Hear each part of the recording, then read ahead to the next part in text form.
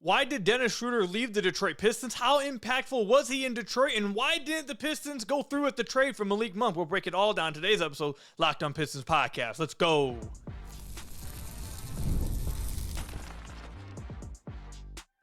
You are Locked On Pistons, your daily Detroit Pistons podcast, part of the Locked On Podcast Network, your team every day.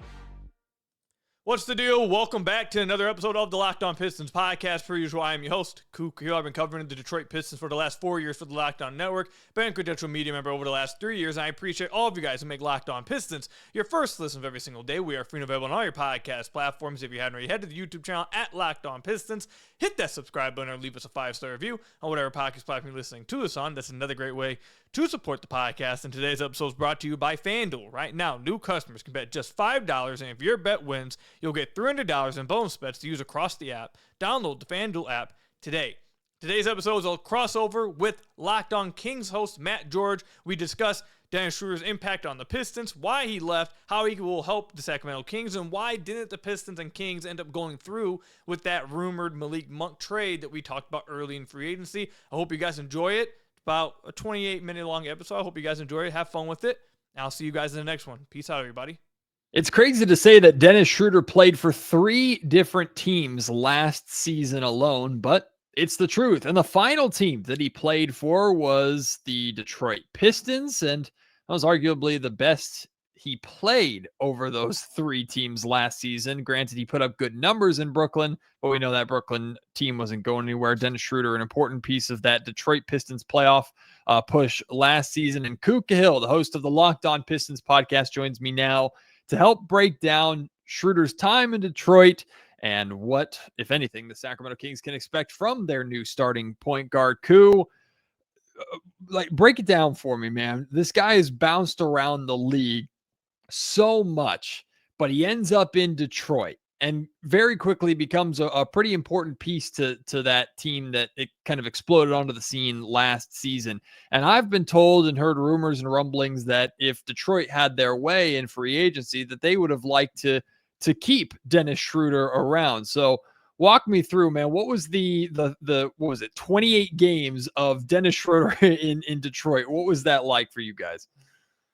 So I'm pulling the numbers up right now, so I have them right in front of me. But so Dennis Schroeder was very, very impactful for the Pistons in the playoffs. In the playoffs, he was one of their better players. He was more impactful than Tim Hardaway Jr. was. You could argue that he was more consistently impactful than Malik Beasley. I would certainly make that argument.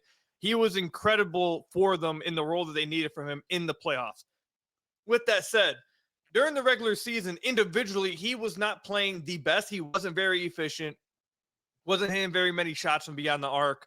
But the thing is, for why Pistons fans and why the Pistons were so happy with him was because they traded for him due to the fact that they did not have a backup point guard on the roster all season. Jaden Ivey goes down, and even Jaden Ivey wasn't a backup point guard. They tried putting him into that role, but he wasn't really a backup point guard. The minutes without Cade and Jaden Ivey on the floor were not good at all.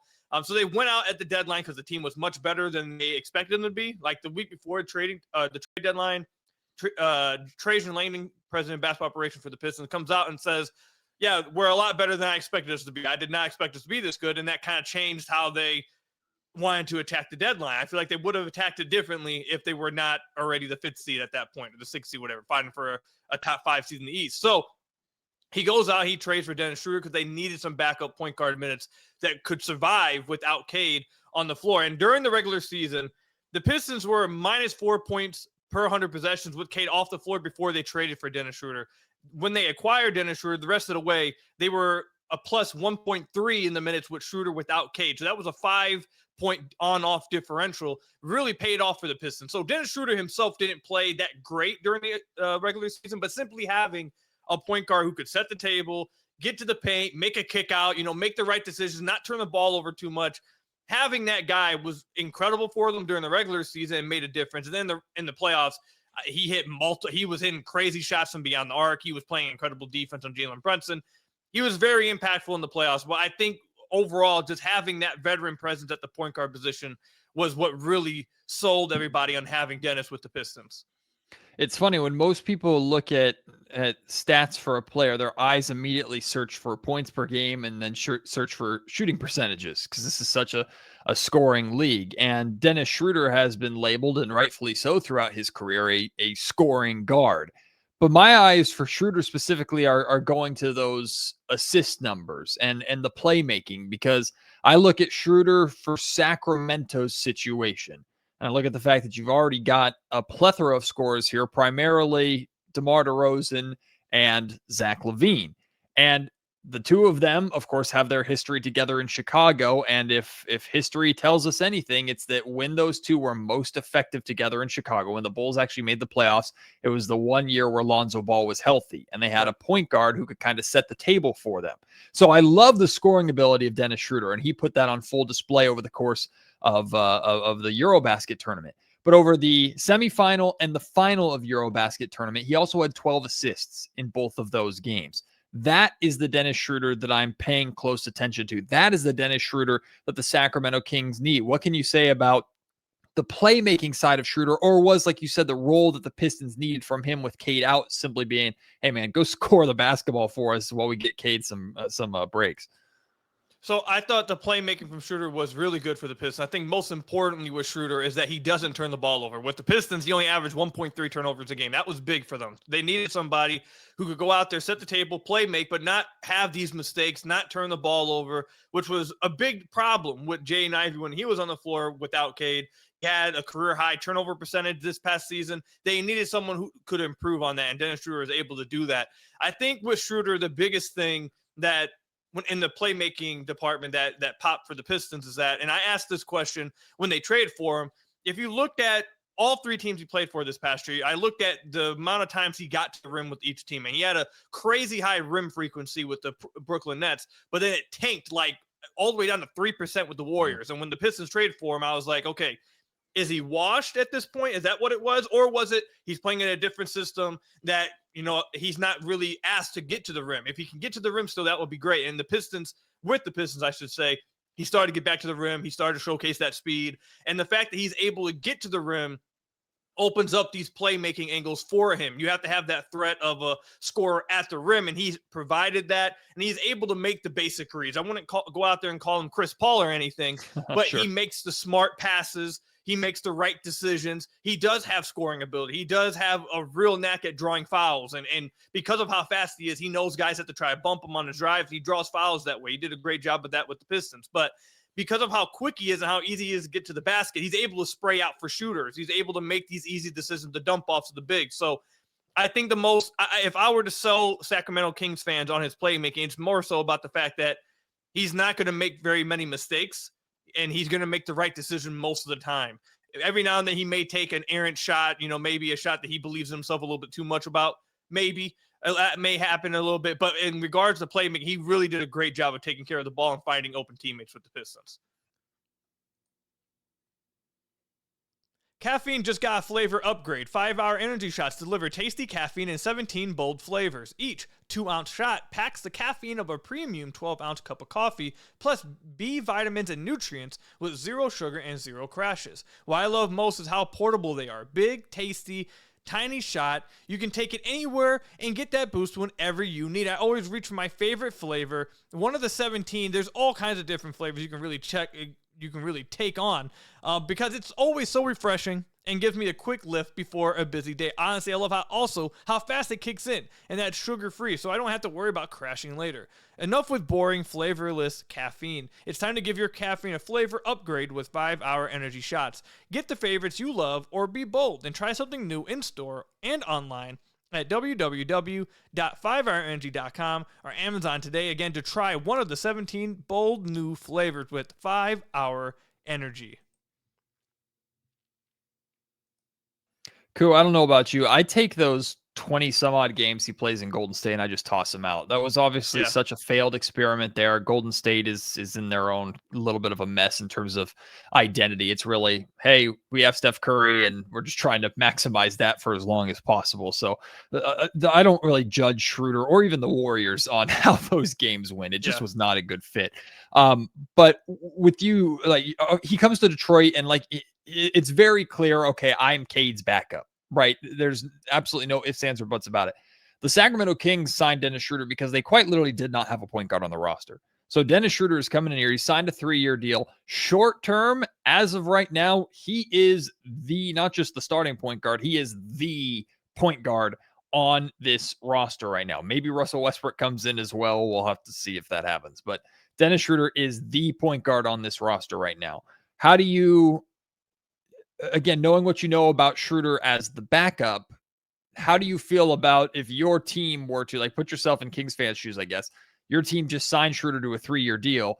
He's going to be the starting point guard on a team that still is trying to be competitive in a highly competitive Western Conference. What would be your confidence level in Schroeder's ability as your starting point guard? So I'll do like on a 1 to 10 scale confidence as him a starter on a 3-year deal. I'd be at like a 5, 6. Like I wouldn't be. I think Dennis is a really good backup point guard at this point of his career. And I think he does great in when you can play him in certain spots and limit, what you want from him. I think he was really good with the Pistons in that regard. But in a larger role with, being guaranteed 30 plus minutes, it seems like you're saying, and this role of a starting guard. Now I know Dennis wanted that. I know Dennis wants to have that. So we'll see how it goes. But I would not be incredibly confident in that being his role. I don't know. Earlier in his career, yes. At this point in his career, I think there's questions about his efficiency. So I do think that still has to matter. I do think that he's starting to wear down a little bit. He started to get to the paint still with the Pistons, but he was getting walled off a little bit more with the Pistons than you maybe would remember earlier in his career. Now, maybe that was him just getting accustomed with the Pistons and took a minute because he was really good in the playoffs. Maybe that was the case. But I would even argue in the playoffs, he was so good because the Pistons were able to pick the spots they wanted him in. And it wasn't, he was forced to play 30 plus minutes. They had to rely on him like that. He was brought in when they needed him for certain situations. When he played well, they were able to play, give him those minutes. When he wasn't playing well, they just took him out and played Asar. Like it wasn't that they relied on him so much. So I would be a little bit concerned about relying on him to the degree that it looks like the Kings are going to rely on him. But look, he was a monster in Eurobasket, so maybe that transfers over. Cool. I just realized while we were recording this, today is his 32nd birthday. Today, September 15th. So happy birthday, Dennis Schroeder. Happy to talk about you here in Sacramento a little bit more. Koo, why do you think Dennis has bounced around the league so much? He has kind of his famous, I guess, fumbled the bag moment with the amount of money that the Lakers put on the table, and Dennis decided to bet on himself, and he hasn't gotten an offer of money like that since then, and he's been all over the place. But like, why do we think that is? Because he's a valuable basketball player. He's obviously very skilled in his very specific areas. Of course, he has his flaws, just like most guards who are typical backups who are trying to break into that starting caliber. Of course they do. But when you have a 12-year NBA career, you're doing something right. And he's averaging more than respectable numbers, 14 points, 5 or so assists per game over the course of those 12 years. He's had a very, very respectable career. So why is it he's struggling so much to find a home? And he told us when in his press conference after the Kings signed him, he's looking for a home and he got some longevity from the Kings that he's been looking for. But why can't this man find a home? So I have 3 reasons for it. One, when you are a fine NBA player, but not a great one, and you're not a bad one, you're easier to trade. And since his time with Atlanta and really OKC, he's been on tradable contracts. And he's been with the Lakers, who need to make some moves. He's been on some teams that like to make trades, and when you're on a tradable contract and you're a fine player, other teams will take you. If you're not on an overpaid bad contract and you're not a bad player, you're a wanted commodity, especially when you are, like I said, you're not a great player. You fill a role. You're a backup guard. You can fill that role. You can start for some bad teams like you did in Brooklyn. You can back up on some good teams. Like, you are a player that can play in many situations on good contracts. I think that's one of the reasons why he's flipped around so much. 2, there has been some noise over his career about how he acts in the locker room and whether teammates, how he gets along with teammates at times. I will say, in Dennis's defense, he was loved in Detroit. The players loved him. The coaches loved him. The fans loved him. The organization loved him. Everything. He fit really well with Detroit, and everyone loved his time here. So I'll back him up in that. But before Detroit, there has been some rumors and some noise about that kind of thing. And then I would just say, thirdly, I think Dennis plays a part in the fact that he has bounced around so much. Like earlier in his career, and even till now, like I know we're going to get to this, but Dennis wants to be a starter. Like Dennis doesn't want to be a backup. Dennis wants to be a starter, and he will go to whatever team is offering him that role, whatever team has given him the role that he would like. He will go to that team. And I think that plays a large part in it as well. I think, again, like I said, him being a fine player on good contracts, that's a big point. But Dennis, if Dennis was, actually, I don't want to spoil later on. We'll wait till then. But I think all three of those reasons are why. I think Dennis plays a part in it. I think some of the rumors about locker room stuff maybe plays a part in it. And obviously, like you can look at a lot of players throughout the last 10 years in the NBA that are role players that are untradeable contracts that's constantly getting flipped over and over because that's just how the business goes. Another aspect of Dennis that intrigues me that I think the Sacramento Kings need, you talk about like the locker room presence, and of course nobody wants a toxic locker room presence, and I know you're not suggesting that that's what Dennis is. The Kings locker room and organization was plenty toxic last year with everything that just went down. But Dennis brings kind of this fire. He brings kind of this attitude. He's got the famous gif of him doing the ice in his veins, LeBron James, but on an exaggerated level, kind of smiling, getting in people's faces, not afraid to talk. I think the Sacramento Kings need a little bit more of that. Was that element of him apparent in Detroit, and how big of a difference do you think the personality of Dennis Schroeder made in kind of rallying the team to fighting back a little bit? Because the Kings have been pushed around and don't always push back. Domantas Sabonis was stomped in the chest, for God's sake, and nobody did anything about it. So, like, what will Dennis kind of be the guy to help bring a little bit of that fire to an organization that needs it?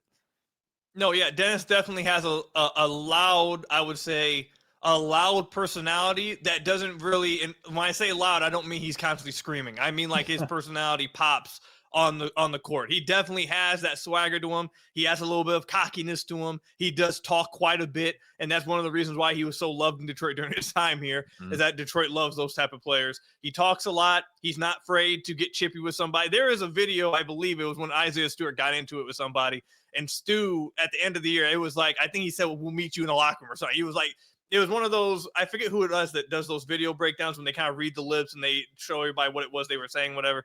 And Dennis was in there. He was like, I'm right there with you. We'll meet you back there. Like, he's one of those guys he's going to talk. He has a loud personality, and he is a lot of fun. When he's playing well, he's constantly smiling. He's constantly laughing. He will do celebrations. Like, he has a very vibrant personality. And I think that's one of the reasons why the Pistons locker room loved him so much. I think that's one of the reasons why the city loved him so much. The organization loved him. So, again, I can only speak to the time he was with Detroit. The personality was great here, and I think that especially with what you're talking about, I think Sacramento will love that from him. I do think he'll hold people accountable. I don't think he's afraid to talk, but he also brings a level of like positivity and just fun to when you watch him on the court, especially when things are going well. He's going to be fun. He's going to be laughing. He's going to be smiling. He's going to be hyping up his teammates. He's going to be active on the bench. Like he was great in his time with Detroit. I think if he can bring that over to Sacramento, I think that would be great for them. Cool. Let's go back to the start of free agency, where you and I were monitoring very closely these rumors of sign and trades to get this Dennis Schroeder deal across the line of the Sacramento Kings, including Malik Monk in these conversations, the possibility of Jonathan Kuminga being involved in these conversations. But the one thing that was heavily reported and pretty consistent was that the Sacramento Kings were trying to find a way to move Malik Monk to Detroit as part of this this sign and trade. And it's funny, the people that I talked to, like yourself from Detroit, were all very open to the idea of, well, Malik Monk, absolutely, we'd love to have him here in Detroit, but obviously it never got across the finish line. Now we have the context of months of just a very lame offseason with everybody kind of having scared money because of the apron system. Yeah. So it makes a little more sense now. But ultimately, why do you think, if there was any hesitation, why was there hesitation in Detroit about bringing Malik Monk in, if that even was a valid option?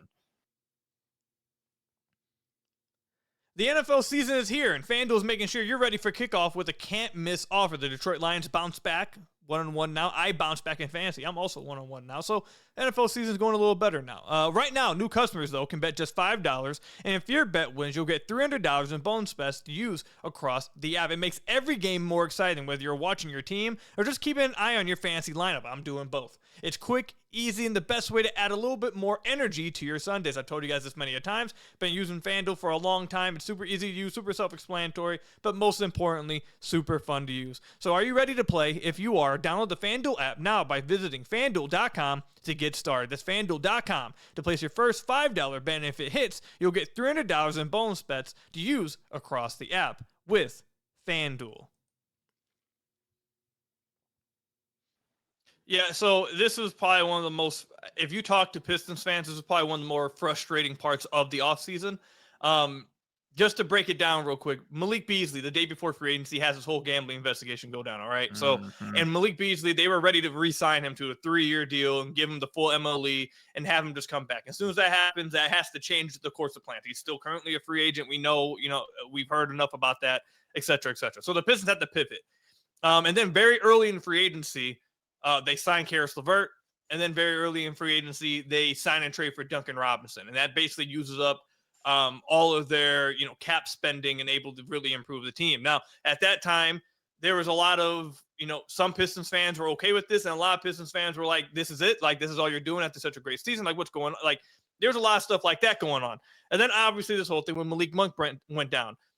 I would like to believe that if this stuff with Malik Monk happened like 2 days earlier, maybe that this would have happened. I'd like to believe that one of the reasons why they went away from Malik Monk is because they had already got Karis LeVert and Duncan Robinson a part of the team. That's why I would like to believe, because the other reasonings I don't understand. Malik Monk is a very good basketball player. Now, whatever, I'm sure he has some kind of, we'll see what happens with him the rest of the offseason. I'd love to see how his situation plays out. But as far as just the basketball court, he is a good basketball player. He's a very good basketball player that provides a lot for your basketball team, especially as someone who can handle the ball and go score the basketball, and someone who has improved as a playmaker over his career with the ball in his hands. And that's exactly what the Detroit Pistons need. They need another guy who can score the basketball for himself, but also is able to make for others. So when we started hearing about this Malik Monk stuff to the Pistons, it was like, okay, if you get Malik Monk, that makes up for the slow offseason. That makes up for not really doing anything in the offseason, because he is more of an impactful player, a lot of us believe, than a Karis LeVert or a Duncan Robinson. Now, Pistons fans have grown to like these signings, but like Malik Monk is better than both those players, and I don't think that's much of an argument. So when the trade didn't happen, or when it kind of just kept carrying on, and then we've learned that eventually it was not going to happen.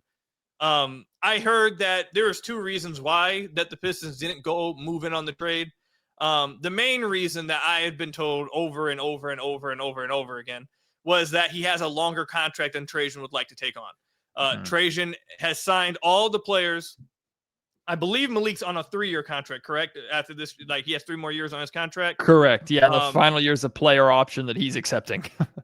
Correct. Yes, exactly. So, and every contract that Trajan has handed out has been a 1 or 2 year deal. All these contracts have been sizing them up, from what I understand, for the 2027 offseason. They want to have nothing more than a 2-year contract. Now, people may say, well, cool, they signed Duncan Robinson to a 3-year deal. Well, the Pistons made everything non-guaranteed after the first year. I don't think Duncan Robinson will be on the team after this year. Yeah, it's non-guaranteed. I think he probably will get released or traded, and another team will wait. Like, I think that's probably the likely outcome for how that will go. Trajan, for whatever reason, whether it's to extend Asar and Ron and have cap flexibility for that, whether it's to go make the big swing that he eventually wants to make in next year, whatever it is, he wants to keep that cap sheet open.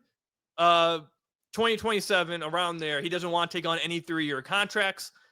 So that was the main reason that I had heard. And I understand that. I understand that reasoning. I would say that when someone like Malik Monk is offered, I probably would have I would have considered backtracking that and just taking on Malik Monk, because here's the other thing, and I'd love to hear your thoughts on this as well.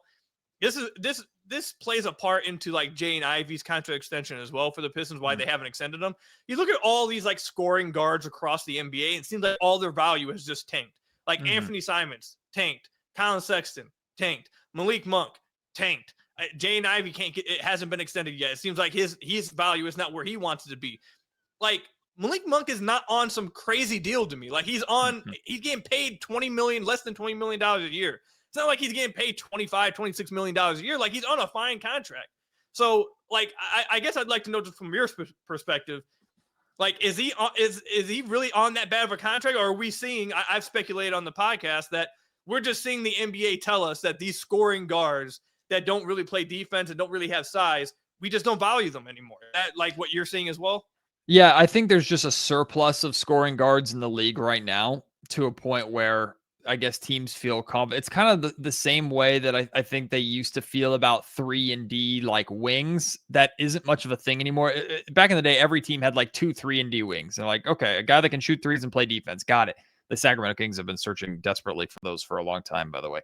But now it's these scoring guards who can play make a little bit. The builds that you see everybody put together in NBA 2K that can dribble the crap out of the basketball and shoot threes. Like, that's like these scoring guards, I just think are in abundance right now. And when there's more volume, there's less value. But to me, Malik's contract has never been a big deal. I think, like, when the Kings signed him, the narrative was, wow, what a steal. The Kings got him for $18 million. And then the final 2 years are like $20 million, and then a $21.5 million player option or something like that. Like, again, wow, what a steal for the Sacramento Kings to bring Malik Monk back. So I think the contract is a major point of conversation simply because of how tight everybody is with their money this offseason, in particular, as the NBA is likely to, I imagine, tweak, not get rid of, but tweak their apron system to prevent summers like this from happening again. Because I think everybody was very disappointed, to say the least, with how this summer ended up being, how this free agency period ended up being. But Malik is more than a valuable player. It sounds like, and we're still trying to figure this out in Sacramento, it sounds like he doesn't fit the long-term vision here of new general manager Scott Perry. So that's a reason why he's on the outs. He's also the 4th highest contract on the Kings, and the 3 above him are very difficult to move in DeMar DeRozan, Zach LaVine, and Domantas Sabonis. So it also could just simply be, well, he's out of all the big contracts the Kings have, or the biggest contracts the Kings have, he's in theory one of the easiest ones to move, because most people believe that it's a pretty good value for what he does. But this offseason is a different beast, man. So I think it's a kind of a combination of everything that leads us to this weird position that guards like Malik Monk and Anthony Simons and these guys are in. Yeah, I think your point about the second apron and all that, I think that plays a heavy part in this. It seems like teams are just really afraid to take on money. It seems like they're really afraid to commit any long-term money. It hasn't been just the Pistons. You've seen across the NBA that teams are just, it seems like they're more scared to commit long-term any kind of money to players. So I'm interested to see it, like you mentioned, do they tweak it a little bit, or do we start to see teams get a little bit more confident or aware of it, of the apron rules and all this, to where they start to feel a little bit more confident to go and make these moves, maybe a little bit more risky. I don't know. But yeah, that's why I heard with the Malik Monk stuff. They just didn't want to take on longer contracts. And also the other thing was, well, Jaden Ivey's coming back. We already signed Karis LeVert, Duncan Robinson. Is there going to be enough minutes to hand out to all of them to where everyone's happy? But the main thing I just kept hearing over and over was just, we don't want the 3-year contract. That was the main thing. Finally, Koo, before we wrap up, are you and the wonderful fans of Detroit aware that you guys put the final nail in Mike Brown's coffin? You were the team that sent Sacramento's season and the Beam team into an absolute tailspin. It's not that I blame you guys, but I blame you guys. What a wild night that was in the Golden One Center with Jaden Ivey's with Fox fouling Jaden Ivey and how that entire thing played out. And then Mike Brown was gone the next day right after Christmas time. So the Detroit Pistons killed the Beam team as we know it. The Beam's still around, but the Detroit Pistons, I'm blaming the Detroit Pistons too for the Zach LaVine trade. I'll just put that out there. Why do we get blamed for LaVine? Because it's easier to blame than to accept responsibility for your horrendous decisions. Fair enough. Yeah, that night with the De'Aaron Fox thing, it was a crazy shot. Still to this day, I don't really understand why he helped, how he did. And I'm sure that's why Mike Brown was as frustrated as he was. The only reason why, though, that I do know that it's like the people say the Pistons did it, because apparently like there's this weird rivalry with like Pistons and Kings fans that I didn't know. Like, I don't understand where it came from. I see it all over Twitter nonstop. Why? Yeah, I see it like with this Kings Muse account, and Pistons fans are constantly going at each other. I don't know if it's the Marvin Bagley trade from years ago. I don't know what it was, but that's the only reason why I saw it, because it was like the next day, Kings fans and Pistons fans were just tweeting at each other nonstop. I'm just like, what's going on? Look, Sacramento was in a time of mourning. We were lashing out. Just understand. Pay us our respects. It's been hard. It's been a rough few months, but hey, there's new optimism. Could be a successful season. Yeah, could be a fun season. Who knows? They're probably going to be horrendously mid, and that's incredibly frustrating. But at least Dennis Schroeder's here. He's a Eurobasket MVP, and there's nothing anybody can do to take that away from us. So deal with it. The Pistons don't have that, so deal with it. How about that? Well, watching the Pistons rise last season was incredibly fun. I hope the Pistons learn a thing or two from the Sacramento Kings of, hey, you had this really good year. Now build on it. Don't just sit on your hands and then just punt it all away for 2 years and then end up firing everybody and everything is sad again. So hopefully the Detroit Pistons can do what the Kings did not and build on their success from last year. Cade Cunningham is an absolute beast. I love Jaden Ivey too, regardless of the Jaden Ivey Keegan Murray weird rivalry that they didn't even ask for. So, Koo, thank you so much for your perspective on Schroeder. We'll see how it all plays out here. Good luck with your Pistons this season, and we'll talk soon. Appreciate it. Dennis Schroeder MVP for the Kings. Who knows? So that's all we've got for you guys today. I hope you guys enjoyed this crossover episode. Let me know what your guys' thoughts are on Dennis Schroeder leaving the Pistons to the Kings, and also what your thoughts are on the Pistons not going through with this Malik Monk trade. And do you guys feel bad for Sacramento Kings fans? Matt kind of made me feel bad for him. Matt's been going through it, man, for a few years now. Ever since I came on to Locked On, he's been going through it. I'm sure Kings fans have been going through it a lot longer than since I've been with Locked On. So go ahead and give Matt some kind words. He does a great job covering the Kings. Hopefully they're pretty nice this year. But that's all we got for you guys today. Thank you guys for making Locked On Pistons your first listen of every single day. Free and available on all your podcast platforms. Hit that subscribe button if you haven't already. Leave us a 5-star review, whatever podcast platform you're listening to us on. And until next time, I will see you guys later. Stay safe out there, and peace out.